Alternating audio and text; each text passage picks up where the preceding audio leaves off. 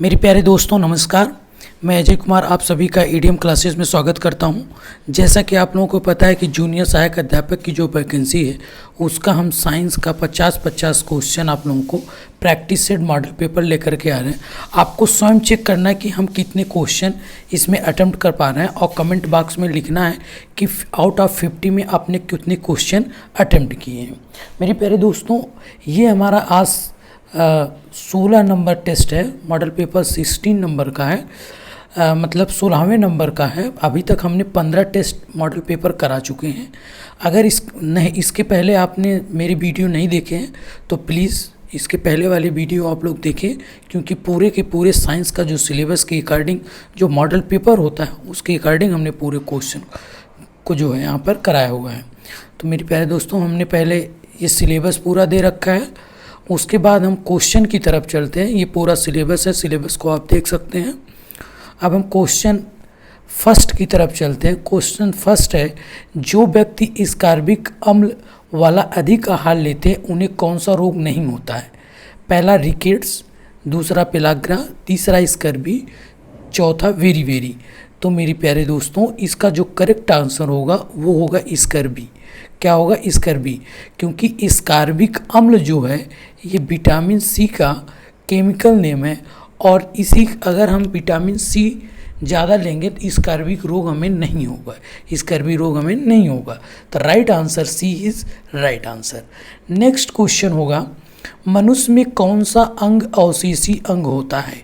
पहला कर्णपल्लव पेशियाँ, कर्णपल्लव, क्षुद्रांत दांत। तो इसका जो राइट आंसर होगा मेरे प्यारे दोस्तों, कर्णपल्लव पेशियाँ, A is right answer. Next question, question number तीसरा, निम्नलिखित में से कौन सा एक अगुहिक जंतु है? अगुहिक मतलब जिसमें गुहा न पाई जाती हो। स्क्रिंसेसम सिस्टम जिसको बोलते हैं, जो मल मूत्र निकलने का जो है उसमें ये सब चीज़ें नहीं पाई जाती, वो कौन सा जंतु है? तो पहला इकाइनोडर्म है, दूसरा एनेलिडा है, तीसरा आर्थ्रोपोडा है, चौथा प्लेटीहेल्मिन्थिस। तो इसका जो राइट आंसर है मेरे प्यारे दोस्तों, डी इज़ राइट आंसर, प्लेटीहेल्मिन्थिस। तो D is right answer. Next question, निम्नलिखित में से कौन सा प्रोटीन नहीं है?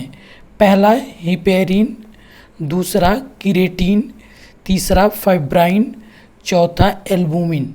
तो मेरे प्यारे दोस्तों, किरेटिन और फाइब्राइन, एल्बुमिन, ये तीनों के तीनों हमारे क्या है? प्रोटीन है, ठीक है। जबकि हिपेरिन हमारा प्रोटीन नहीं है। हिपेरिन क्या काम करता है? हमारा जो ब्लड है उसको थक्का जमने से रोकता है। कहाँ पर? शरीर के अंदर।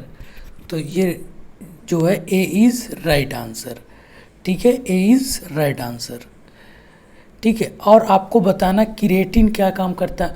हमारे जो किरेटिन का क्या काम है इसको आप कमेंट बॉक्स में लिख के बताइए। नेक्स्ट क्वेश्चन है, वर्षा जल संग्रहण का मूल मंत्र है। पहला, जल जहाँ गिरे वहीं एकत्र करें, दूसरा, जल को बांधों में एकत्र करें, तीसरा, जल को नहरों अथवा नदियों में एकत्र करें, उपयुक्त में से कोई नहीं। तो मेरे प्यारे दोस्तों, वर्षा का जल जहाँ पर वर्षा हो रही है वहाँ पर वर्षा के जल को एकत्र करना चाहिए, जिससे जो भूमिगत जल है वाटर लेवल ऊपर हो जाए। तो ए is right answer. Next question है, क्वेश्चन नंबर 6, एफ और 2F के बीच रखी वस्तु का उत्तल लेंस द्वारा बना प्रतिबिंब होता है। वास्तविक एवं सीधा, आभासी एवं उल्टा, आभासी एवं सीधा, वास्तविक एवं उल्टा। तो उत्तल लेंस में मेरे प्यारे दोस्तों F और 2F के बीच में जो प्रतिबिंब होता है वो वास्तविक और उल्टा बनता है। तो डी इज़ राइट आंसर, वास्तविक एवं उल्टा बनता है जब F और 2F के बीच में प्रतिबिंब वस्तु रखी गई हो। तो D is right answer. Next question, चुम्बक अपने गुण खो देता है। पहला, गर्म करने पर, ऊंचाई से गिरने पर, हथौड़े से पीटने पर, उपयुक्त से सभी। तो उपर्युक्त से सभी चुम्बक को यदि गर्म करेंगे तो भी चुंबकत्व का गुण खत्म हो जाएगा, यदि उसमें हथौड़ा इत्यादि से पीटेंगे तब भी वो चुंबकत्व का गुण खत्म हो जाता है, यदि चुंबक को हम ऊंचाई से फेंकेंगे तो भी उसमें चुंबकत्व का गुण खत्म हो जाता है। तो D is right answer. Next question, पीतल बना होता है। तो मेरे प्यारे दोस्तों, कॉपर और जिंक का हमारा क्या बना होता है? पीतल बना होता है। और कॉपर और टिन का क्या बना होता है? ब्रोंज। कॉपर और टिन का ब्रोंज बना होता है, जिसको कांसा बोलते हैं। तो बी, तो इसका जो राइट आंसर है ए इज राइट आंसर। जिंक और कॉपर से हमारा पीतल बना होता है, जबकि जिंक और टिन से मेरी प्यारे दोस्तों हमारा कांसा या ब्रोंज बना होता है। ठीक है। नेक्स्ट क्वेश्चन, एक कण का सरल आवर्त गति में त्वरण होता है। पहला, हमेशा शून्य, हमेशा स्थिर, संतुलन अवस्था में उच्चतम, चरम अवस्था में अधिकतम। तो मेरी प्यारे दोस्तों, जो सरल आवर्त गति में जो त्वरण होता है वो जब सबसे अधिक आयाम होगा तो त्वरण सबसे अधिक होगा। ठीक है। अगर आयाम अधिक है तो त्वरण सबसे अधिक है। तो जो चरम बिंदु होता है, जब झूला झूलता हुआ जब व्यक्ति है सरल आवर्त गति में, जब आयाम अधिक होगा, जब वो अपने चरम अवस्था पे होगी, तो उस समय क्या होता है? हमारा त्वरण अधिकतम होता है। तो डी इज राइट आंसर। ठीक है। नेक्स्ट क्वेश्चन, शरीर वर्धक भोजन होता है। पहला, वसा युक्त, प्रोटीन युक्त, शर्करा युक्त, रेशे युक्त। तो प्रोटीन युक्त जो भोजन होता है उसे शरीर वर्धक भोजन मानते हैं। नेक्स्ट क्वेश्चन है, फलीदार पौधों में आणविक नाइट्रोजन को अमोनिया में बदलने के लिए उत्तरदायी एंजाइम है। पहला, nitrite reductase, nitrate reductase, nitrogenase, ये सभी। तो मेरे प्यारे दोस्तों, जो इसका करेक्ट ऑप्शन होगा वो सी इज़ राइट आंसर, नाइट्रोजिनेज। क्या होगा? नाइट्रोजिनेज। यह क्या करता है? फलीदार पौधों में जो नाइट्रोजन है उसको अमोनिया में बदलने का काम करता है। तो वो कौन सा एंजाइम है? Nitrogenase enzyme. ठीक है। तो C is right answer. Next question कह रहा है कि एक ऐसे पौधे को जिसमें बीजाणु बनते हैं, संवहन ऊतक है परंतु पुष्प व बीज नहीं है, किस समूह के अंतर्गत वर्णित करेंगे? शैवाल, ब्रायोफाइटा, टेरिडोफाइटा, जिम्नोस्पर्म। तो इसका जो करेक्ट ऑप्शन होगा वो सी इज़ राइट आंसर, टेरिडोफाइटा। ठीक है। नेक्स्ट क्वेश्चन, एक अवतल लेंस से बनने वाला प्रतिबिंब होगा सदैव वास्तविक, सदैव आभासी, सदैव उल्टा, सदैव वस्तु से बड़ा। तो जो अवतल लेंस से प्रतिबिंब बनता है वो सदैव आभासी बनता है और सीधा बनता है। आभासी एवं सीधा एवं छोटा बनता है। ठीक है। तो आप जान लीजिए, अवतल लेंस से जो प्रतिबिंब बनता है वो सदैव आभासी, सीधा एवं छोटा बनता है। तो B is right answer. Next question, यदि किसी प्रकार सूर्य तथा पृथ्वी के बीच की दूरी दोगुनी हो जाए तो उनके बीच लगने वाला गुरुत्वाकर्षण बल हो जाएगा। तो आपको फॉर्मूला पता होना चाहिए, F equals to Gm1m2 upon r square. जब r की वैल्यू 2r हो जाएगी तो स्क्वायर होने पे मेरे प्यारे दोस्तों Gm1m2 अपान 4r स्क्वायर, मतलब ये क्या हो जाएगा? चौथाई हो जाएगा। तो इसका जो राइट आंसर होगा वो डी इज़ राइट आंसर। ठीक है। नेक्स्ट क्वेश्चन, जल में वायु का बुलबुला जिसकी भांति व्यवहार करेगा वह है उत्तल दर्पण, उत्तल लेंस, अवतल दर्पण, अवतल लेंस। तो मेरे प्यारे दोस्तों, दर्पण तो होगा नहीं, क्योंकि जो जल का बुलबुला होगा वो मेरे प्यारे दोस्तों दर्पण का नहीं बल्कि लेंस का काम करता है। तो अगर लेंस का काम करता है तो आप बताइए ये कौन सा लेंस होगा? तो ये जो काम करता है कॉनकेव लेंस कवर करता है, अवतल लेंस का काम करता है। तो D is right answer. Next question है, संरचनाओं के कौन से युग्म प्रायः पादप और जंतु दोनों कोशिकाओं में पाए जाते हैं? पहला कोशिका भित्ति एवं न्यूक्लियस, न्यूक्लियस और क्लोरोप्लास्ट। तीसरा है अंतर्द्रव्य जालिका एवं कोशिका कला। चौथा है कोशिका कला और कोशिका भित्ति। तो मेरे प्यारे दोस्तों, कोशिका भित्ति सिर्फ पादप में पाई जाती है और क्लोरोप्लास्ट पादप में पाया जाता है, कोशिका भित्ति ये पादप पाया जाता है। तो ये तीनों ऑप्शन तो कट गए, ठीक है। तो बचा सी ऑप्शन, जो अंतर्द्रव्य जालिका एवं कोशिका कला, ये जंतु एवं पादप दोनों प्रकार की कोशिकाओं में पाए जाते हैं। तो C is right option. Next question, स्वपरागण का परिणाम क्या होगा? स्वपरागण का परिणाम क्या होगा? पहला बहिप्रजनन, अंतःप्रजनन, विरल प्रजनन, अति प्रजनन। तो जो स्वपरागण का जो परिणाम होता है मेरे प्यारे दोस्तों, वो अंतःप्रजनन होता है। क्या होता है? अंतःप्रजनन होता है। B is right answer. Next question, question number 18। Question number 18 कह रहा है कि किसी व्यक्ति को पूरा प्रतिबिंब देखने के लिए एक समतल दर्पण को न्यूनतम ऊंचाई होनी चाहिए।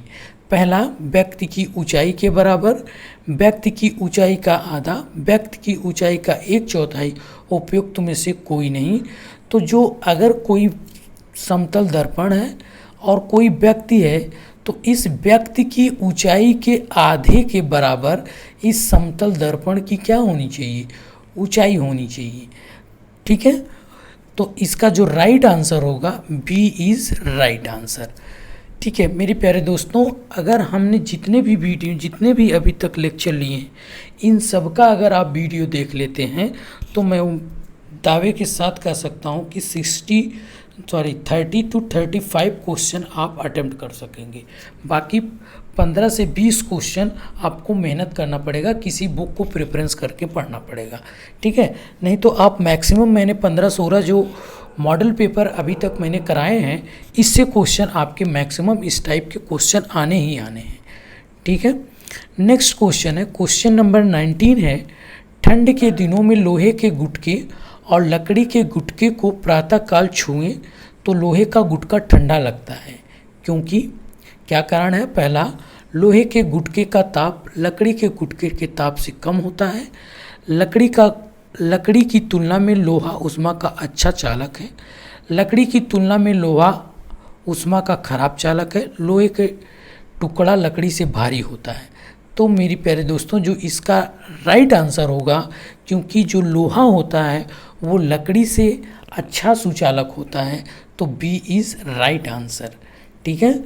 नेक्स्ट क्वेश्चन, यदि हवा का तापमान बढ़ता है तो जलवाष्प ग्रहण करने की क्षमता घटती है, बढ़ती है, पहले घटती है, पुनः बढ़ती है, कोई प्रभाव नहीं पड़ता है, तो बढ़ती है। तो बी इज़ राइट आंसर, ठीक है। अगर आर्द्रता एवं तापमान दोनों बढ़ता है तो मेरे प्यारे दोस्तों क्या होगा? जो जलवाष्प ग्रहण करने की जो क्षमता होगी वो अत्यधिक होगी, ठीक है। तो इसका जो राइट आंसर होगा बी इज राइट आंसर। लाल सड़ांध रेड रॉड बीमारी निम्नलिखित में से किस पौधे की होती है? पहला, धान, गन्ना, सरसों, गेहूँ। तो इसका जो राइट आंसर होता है वो गन्ना होगा। आप गन्ने के पेड़ में देखते होंगे कि बीच में सड़ जाते हैं, रेड कलर के फफूद बन जाते हैं, पूरा जो है खाली हो जाता है, जिसको कहते हैं कि गन्ना सड़ गया है। तो जो ये कौन सा रोग होता है? इसको बोलते हैं रेड रॉट रोग बीमारी। ये किस में होती है? गन्ना में होती है। नेक्स्ट क्वेश्चन पूछता है, बहुत फेवरेट क्वेश्चन है, गेहूं के पौधे का वानस्पतिक नाम है? Oryza sativa, Triticum aestivum, Zea mays, Nelumbo nucifera. तो इसका जो राइट आंसर होगा वो B is right answer, Triticum, ठीक है। नेक्स्ट क्वेश्चन हमारा 23 नंबर का है। 23 में कह रहा है, निम्नलिखित में से कौन सा जैव सेल है? पहला, संगमरमर, दूसरा, कोयला, तीसरा ग्रेनाइट, चौथा स्लेट। तो इसका जो राइट आंसर होगा वो कोयला होगा। B is right answer. क्योंकि मेरे प्यारे दोस्तों जो कोयला होता है ये जैव पदार्थों के सड़ने से हमारा कोयले का निर्माण होता है। तो इसलिए जो जैव सेल होता है वो हमारा कोल होता है, कोयला होता है। तो B is right answer. Next question, iodine परीक्षण किसका पता लगाने के लिए प्रयुक्त किया जाता है? ये क्वेश्चन वेरी वेरी इंपॉर्टेंट है। इसमें 4 क्वेश्चन बनेंगे। ठीक है, आपसे पूछा सकता है कि कोलेस्ट्रॉल का पता लगाने के लिए कौन सा परीक्षण किया जाता है, प्रोटीन का पता लगाने के लिए कौन सा परीक्षण किया जाता है, कार्बोहाइड्रेट का पता लगाने के लिए कौन सा परीक्षण किया जाता है, या वसा का पता लगाने के लिए कौन सा पता किया जाता है। तो आप बताइए, आयोडीन का जो परीक्षण होता है ये किसका पता लगाने के लिए किया जाता है? स्टार्च का पता लगाने के लिए। और स्टार्च मेरे प्यारे दोस्तों कार्बोहाइड्रेट में पाया जाता है। तो इसका जो आंसर होगा बी इज़ राइट आंसर। आपसे पूछे कि कोलेस्ट्रॉल का पता लगाने के लिए कौन सा परीक्षण किया जाता है, तो रक्त परीक्षण किया जाता है। अगर रक्त का टेस्ट करते हैं तो हम कोलेस्ट्रॉल का पता लगा देंगे। जो प्रोटीन का पता लगाने के लिए होता है वो ट्यूबरेट टेस्ट होता है। कौन सा टेस्ट होता है? ट्यूबरेट टेस्ट। ठीक है, और वसा का जो होता है एल्कोहल टेस्ट, एल्कोहल टेस्ट के माध्यम से। ठीक है, आप ये चारों क्वेश्चन को, इससे 4 क्वेश्चन बन गए और चारों को आप अच्छे से समझ लीजिए। जमे हुए भोजन की खोज किसने की थी? जिसको बोलते हैं फ्रोजन फूड। फ्रोजन फूड की खोज किसने की थी? तो अल्फ्रेड नोबेल ने पहला, दूसरा क्लॉरेंस वर्ड्स आय ने, तीसरा फ्रैंक व्हीटल ने, ईवेस मैककेफी ने। तो इसका जो राइट आंसर है वो बी इज़ राइट आंसर, क्लॉरेंस साहब ने की थी। किसने की थी? क्लॉरेंस साहब ने की थी। तो इसका जो राइट आंसर होगा वो B is right answer. Next question है, नेक्स्ट क्वेश्चन में कह रहा है कि पशु प्रोटीन को प्रथम श्रेणी का प्रोटीन माना जाता है क्योंकि यह अनिवार्य अमीनो एसिड से भरपूर होता है, बाजार में सस्ता होता है, सुपाच्य होता है, खाने में स्वादिष्ट होता है। तो जो पशु प्रोटीन होता है ये प्रथम श्रेणी का प्रोटीन माना जाता है क्योंकि इसमें अमीनो एसिड मिलता है। क्या मिलता है? अमीनो एसिड मिलता है। और मानव शरीर में अमीनो एसिड जो है बनता नहीं है, इस अमीनो एसिड को हम लेते हैं, ग्रहण करते हैं। ठीक है, वो हम पशु प्रोटीन के माध्यम से या और किसी के प्रोटीन के माध्यम से ही अमीनो एसिड हमें मिलता है। तो इसका जो राइट आंसर होगा ए is right answer. Next question, निम्नलिखित में से वह पदार्थ कौन सा है जो 14 वर्ष की आयु तक के बच्चों के विकास के लिए अत्यंत आवश्यक है? तो पहला प्रोटीन, दूसरा विटामिन, तीसरा वसा, चौथा दूध। तो प्रोटीन्स मेरे प्यारे दोस्तों ये 14 वर्ष तक के बच्चों के लिए अति आवश्यक होता है और ये शरीर वर्धन के लिए या विकास के लिए बहुत ही सहायक होता है। तो ए is right answer. Next question, marsh gas है, ये रटा रटाया क्वेश्चन है। लोग जानते हैं कि मार्स गैस किसको कहते हैं? मीथेन को हम मार्स गैस कहते हैं। तो ए इज़ राइट आंसर। जंग लगना एक प्रक्रिया है। पहला अपचयन प्रक्रिया, ऑक्सीकरण प्रक्रिया, अपचयोपचय प्रक्रिया, विस्थापन प्रक्रिया। तो जंग लगना ऑक्सीकरण अपक्रिया, उपचयन प्रक्रिया या ऑक्सीडेशन अपक्रिया कहते हैं। तो B is right answer. Next question, petroleum का शुद्धिकरण किया जाता है। पहला सरल आसवन द्वारा, प्रभाजी आसवन द्वारा, भाप आसवन द्वारा, निर्वात आसवन द्वारा। तो इसका जो राइट आंसर होगा वो बी इज़ राइट आंसर, प्रभाजी आसवन द्वारा। नेक्स्ट क्वेश्चन, शुष्क किसका ठोस रूप है? तो पहला अमोनिया का, कार्बन डाइऑक्साइड का, नाइट्रोजन का, ऑक्सीजन का। तो जो CO2 शुष्क बर्फ है किसका ठोस रूप है? कार्बन डाइऑक्साइड का। तो बी इज़ राइट आंसर। ठीक है, भाप अंगार किसका मिश्रण होता है? आपसे पूछे मेरे प्यारे दोस्तों, भाप अंगार या जल गैस, तो ये किसका मिश्रण होता है? कार्बन मोनोऑक्साइड प्लस H2 का, हाइड्रोजन का। अगर आपसे पूछे कि प्रोड्यूसर गैस किसका मिश्रण होता है, क्या पूछे? प्रोड्यूसर गैस, तो आप कहेंगे कार्बन मोनोऑक्साइड प्लस नाइट्रोजन का।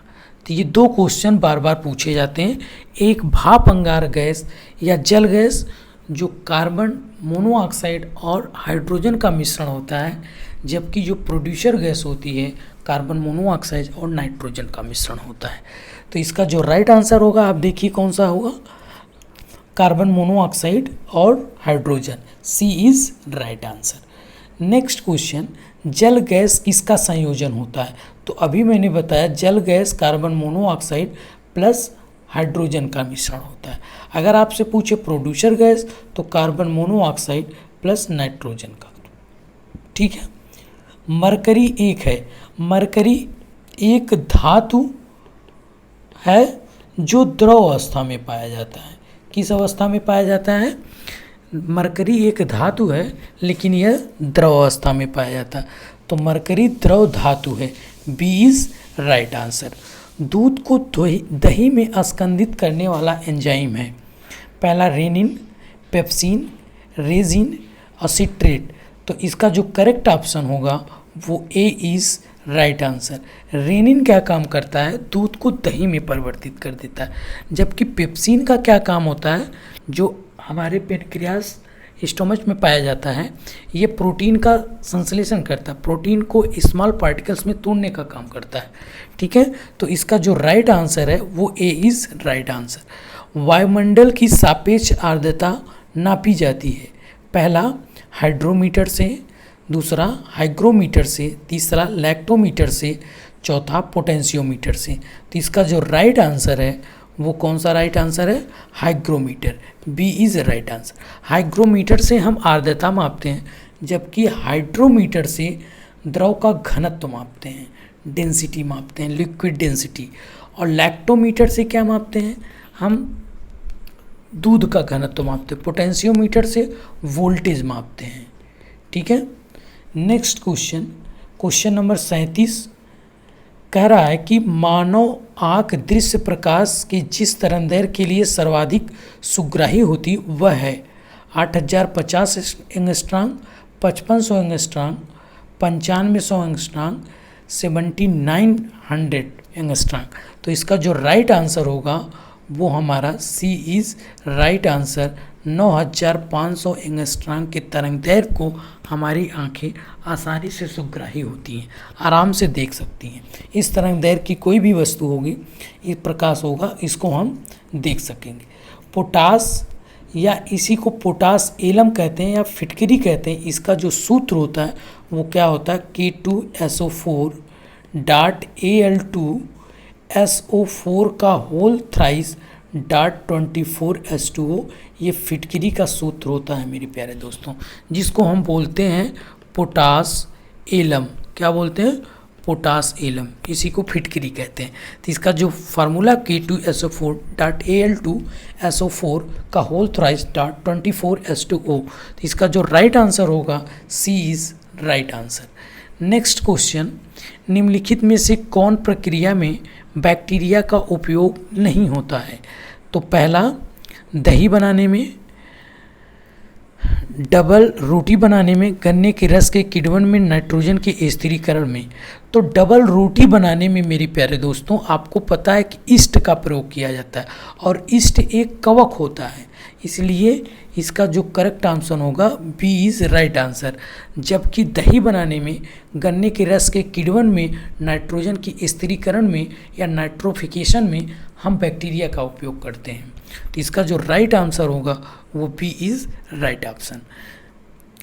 निम्नलिखित में से कौन सा अन्य से भिन्न है? तो पहला वनोन्मूलन, मरुस्थलीकरण, अपरदन, संरक्षण। तो ये तीनों सेम हैं जिनसे हानियाँ हो रही, जबकि संरक्षण से हमें लाभ होगा, किसी चीज़ का संरक्षण किया जा रहा है। तो इसका जो ऑप्शन होगा डी इज़ राइट आंसर। आप वनोन्मूलन, मरुस्थलीकरण, अपरदन है और संरक्षण, संरक्षण अलग चीज़ है, मरुस्थलीकरण, वनो अपरदन, ये तीनों चीज़ें कुछ अलग से आशय दे रहे हैं, कुछ अलग से मीनिंग दे रहे हैं। तो इसका जो राइट ऑप्शन है वो डी इज़ राइट ऑप्शन। ठीक है। नेक्स्ट क्वेश्चन है, कोई बस अपनी यात्रा के पहले 12 मिनट 50 किमी प्रति घंटा की चाल से तथा अगले 18 मिनट 40 किमी प्रति घंटा की चाल से चलता है तो इस समय में कुल दूरी कितनी तय की जाएगी। तो आपको पता है कि दूरी बराबर चाल इंटू समय। ठीक है, अब मात्रक सेम होने चाहिए क्योंकि पहला 12 मिनट का है तो इसको घंटे में बना देंगे, तो इंटू 60 प्लस 18/60 इंटू 40, इसको काट देंगे 2 3 6, ये हो गया 12 और ये हो गया 6 दूना 12 10, 10 प्लस 12 जो 22 आ गया। तो इसका जो राइट आंसर होगा बी इज राइट आंसर। ठीक है, नेक्स्ट क्वेश्चन, निम्नलिखित में से कौन सा कथन गलत है, पहचानिए। पहला, पृथ्वी को अपनी अक्ष पर गति आवर्त गति है, बिल्कुल सही बात। आवर्त गति का मतलब एक समय के एक निश्चित समय अंतराल के बाद अपने पथ को दोहराना, वो कौन सी गति है, आवर्त गति। प्रकाश की गति सरल रेखी गति है, बिल्कुल सही बात। सितार से कर्षित जो गति है वो दोलन गति है, बिल्कुल सही बात। सभी आवर्त गतियाँ वृत्ताकार गतियाँ होती हैं, बिल्कुल गलत बात। ठीक है, आप देखते हैं जो झूले की गति है वो आवर्त गति है बट वो वृत्ताकार गति नहीं है, तो इसलिए डी इज़ राइट आंसर। जो इसका गलत ऑप्शन है वो डी है, तो इसका जो सही आंसर हो जाएगा डी। ठीक है, नेक्स्ट क्वेश्चन कह रहा है कि जब टीवी का स्विच ऑन किया जाता है तो श्रव्य और दृश्य दोनों एक साथ शुरू होते हैं। श्रव्य तुरंत सुनाई देता है लेकिन दृश्य बाद में दिखाई देता है क्योंकि दृश्य कुछ अभ्यास समय चाहिए। ठीक है, तीसरा कह रहा है दृश्य तुरंत प्रारंभ हो जाता है लेकिन श्रव्य बाद में सुनाई देता है क्योंकि ध्वनि अपेक्षा कम वेग से चलती है, ध्वनि प्रकाश की अपेक्षा कम वेग से चलती है। यह टीवी के ब्रांड पर निर्भर करती है, तो इसका मेरे प्यारे दोस्तों सी इज़ राइट ऑप्शन होगा क्योंकि प्रकाश का वेग ध्वनि के वेग से अधिक होता है। इसलिए जब किसी टीवी का स्विच ऑन करेंगे तो पहले हमें चित्र दिखाई देगा, बाद में हमें क्या दिखाई देगा, ध्वनि दिखाई देगी, ध्वनि सुनाई पड़ेगी। तो इसका सी इज़ राइट आंसर। क्यों? क्योंकि प्रकाश की चाल अधिक होती है, ध्वनि की चाल कम होती है, यही कारण है। लेकिन किसी किसी बुक में इसका जो राइट आंसर दे रहा है वो दोनों एक साथ दे रहा है, जबकि साइंटिफिक ऐसा कोई रीज़न नहीं है कि ध्वनि और प्रकाश दोनों एक साथ दिखाई देंगे, बिल्कुल नहीं। तो सी इज़ राइट आंसर इसका होगा। नेक्स्ट क्वेश्चन, एक रेडियो स्टेशन से 30 मीटर बैंड पर प्रसारण प्राप्त होता है। इस स्टेशन द्वारा प्रेषित वाहक तरंगों की आवृत्ति है। इस क्वेश्चन को सॉल्व करने के लिए पहले आपको फार्मूला पता होना चाहिए। क्या होता है, nu equals to lambda into v, जिसको हम बोलते हैं आवृत्ति इक्वल्स टू तरंग दैर्घ्य इंटू चाल। क्या होता है, तरंग दैर्घ्य इंटू चाल। आपको ये चीज़ पता होनी चाहिए। अब देखिए इसमें होगा क्या, ये फार्मूला सही है कि नहीं। देखिए चाल बराबर दूरी बटा समय। ठीक है, ये मैंने कोई फार्मूला गलत लिख दिया, ये फार्मूला ऊपर वाला गलत, इसको सही कर लीजिए। तो चाल, एक मिनट सॉरी, तो चाल बराबर दूरी बटा समय होता है और चाल u v equals to lambda upon nu. Mu को हमने आवृत्ति से कर दिया, तो आवृत्ति मुझे पूछ रहा है, तो आवृत्ति इक्वल्स टू क्या हो जाएगा, आवृत्ति इक्वल्स टू हो जाएगा, आवृत्ति इक्वल्स टू क्या होगा बताइए, चाल बटे तरंग दैर्घ्य। तो चाल कितनी है, प्रकाश की चाल 3 × 10⁸ अपॉन 30 मीटर। अब इसको जब हम काटेंगे मेरे प्यारे दोस्तों, तो इसको आप कर सकते हैं 30 × 300 × 10⁻6 अपॉन 30। तो इसको देखिए काटिए तो 10 × 10⁻6।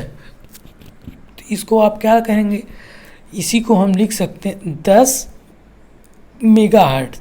इसी को क्या लिखेंगे, 10 मेगाहर्ट्ज़। ठीक है, तो C is right answer, C is right answer. आप इसको देख लीजिए कि क्या होगा, आवृत्ति इक्वल्स टू चाल अपान तरंग दैर्घ्य। आवृत्ति का जो फार्मूला होता है, आपको ये पता होना चाहिए, आवृत्ति इक्वल्स टू चाल अपान तरंग दैर्घ्य। इसी फार्मूले पे चाल, प्रकाश की चाल जो है 3 × 10⁸ मीटर पर सेकंड है, और हमें तरंग दैर्घ्य दिया गया है, ठीक है, 30 मीटर। तो 30 मीटर से डिवाइड कर देंगे तो जो निकल के आएगा वो हमारा निकल के आएगा 10 मेगाहर्ट्ज़, ठीक है, क्योंकि मेगा को हम क्या बोलते हैं, 10⁻6 को मेगा कहते हैं, ठीक है। नेक्स्ट मैं उम्मीद करता हूँ कि क्वेश्चन आपको समझ में आया होगा। नहीं समझ में आया होगा तो पुनः पीछे करिएगा वीडियो और पुनः आप एक बार दोबारा देखिएगा। नेक्स्ट क्वेश्चन है, ऊंचाई की जगहों पर पानी 100 डिग्री सेंटीग्रेड से नीचे तापमान पर क्यों उबलता है? क्यों उबलता है? पहला, क्योंकि वायुमंडल दबाव कम हो जाता है, अतः उबलने का बिंदु नीचे आ जाता है। क्योंकि गुरुत्वाकर्षण कम होता है, पर्वतों पर भारी हवाओं के कारण उपयुक्त में से कोई नहीं। तो इसका जो राइट आंसर है, ए इज़ राइट आंसर, क्योंकि वायुमंडलीय दबाव कम होता है अतः उबलने के लिए बिंदु नीचे आ जाता है। तो ए is right option. Next question, निम्नलिखित में से कौन सा तत्व सर्वाधिक विद्युत ऋणात्मक होता है? तो विद्युत ऋणात्मक मेरे प्यारे दोस्तों, आपको पता है कि लेफ्ट से राइट जाने पर बढ़ता है, ठीक है, और ऊपर से नीचे जाने पर, टॉप टू बॉटम जाने पर घटता है, ठीक है, विद्युत ऋणात्मक। तो आप इस हिसाब से जब क्वेश्चन को सॉल्व करेंगे, ठीक है, पीरियाडिक टेबल में जब देखेंगे तो आपको मैंने बताया कि विद्युत ऋणात्मक लेफ़्ट टू राइट जाने पर, मतलब आवर्त में लेफ़्ट टू राइट जाने पर बढ़ता है, जबकि वर्ग में, ग्रुप में टॉप टू बॉटम जाने पर घटता है। तो इस हिसाब से आप जब देखेंगे तो इसका जो राइट आंसर निकल के आएगा, जो सर्वाधिक विद्युत ऋणात्मक होगा, वो fluorine is right option, A is right option. Next question, ammonia का एक गुण होता है। अमोनिया का क्या गुण होता है? यह जल में अविलेय होता है, बिल्कुल गलत बात, जल में विलेय होता है। यह गंध रहित होता है, गंध होती है। यह पीत गैस है, बिल्कुल गलत बात। यह जलीय विलयन में लाल लिटमस को नीला कर देता है, डी इज राइट ऑप्शन, ठीक है। जो अमोनिया है वो जल में विलेय है और यह गंध देती है, अमोनिया में गंध होता है, ठीक है। तो इसलिए इसका जो राइट ऑप्शन होगा वो डी इज राइट ऑप्शन होगा। नेक्स्ट क्वेश्चन, K4 ब्रैकेट में NiCN का 4 ब्रैकेट 1 में निकिल का ऑक्सीकरण संख्या होगी। तो ऑक्सीकरण संख्या आपको कुछ तत्व का पता होना चाहिए, और जिसका नहीं पता है उसको हम मान के निकाल लेंगे। तो आपको पता है कि K का जो ऑक्सीकरण संख्या है वो 1 × 4 प्लस करिए, क्योंकि निकिल कह रहा है, निकिल का निकालना है तो निकिल को यक्स मान लिए, प्लस अब कार्बन का आपको पता है कि 2 होता है, और नाइट्रोजन का -3 होता है, इंटू 4 इक्वल्स टू 0। तो 4 + x - 4 equals to 0, 4 cancel, x equals to 0। तो मेरे प्यारे दोस्तों, जो निकिल का ऑक्सीकरण संख्या निकल के आई वो 0 निकल के आई। तो ए इज़ राइट आंसर। पीतल में क्या होता है? इसके पहले अभी मैंने इसको पढ़ा, तांबा और जिंक इज राइट ऑप्शन। तरल अवस्था में पाई जाने वाली अधातु, तो जो तरल अवस्था में जो अधातु पाई जाती है वो ब्रोमीन Br होती है, जिसका परमाणु क्रमांक 35 है। बाकी जो अधातुएं होती हैं वो गैसीय अवस्था में पाई जाती हैं, गैसियस स्टेट में पाई जाती हैं। लेकिन जो हमारा ब्रोमीन है यह एक ऐसी अधातु है जो द्रव अवस्था में पाई जाती है, और सारी धातुएं जो होती हैं वो ठोस अवस्था में पाई जाती हैं, जबकि पारा हमारा जो है द्रव अवस्था में पाया जाता है, जिसका परमाणु क्रमांक 82 है। तो यदि मेरे प्यारे दोस्तों, मैंने आपको यहाँ पर 50 क्वेश्चन पूरे के पूरे सॉल्व कराएं। अगर ये वीडियो आप लोगों को अच्छा लग रहा है तो प्लीज़ ज़्यादा से ज़्यादा लाइक, शेयर एंड सब्सक्राइब करें।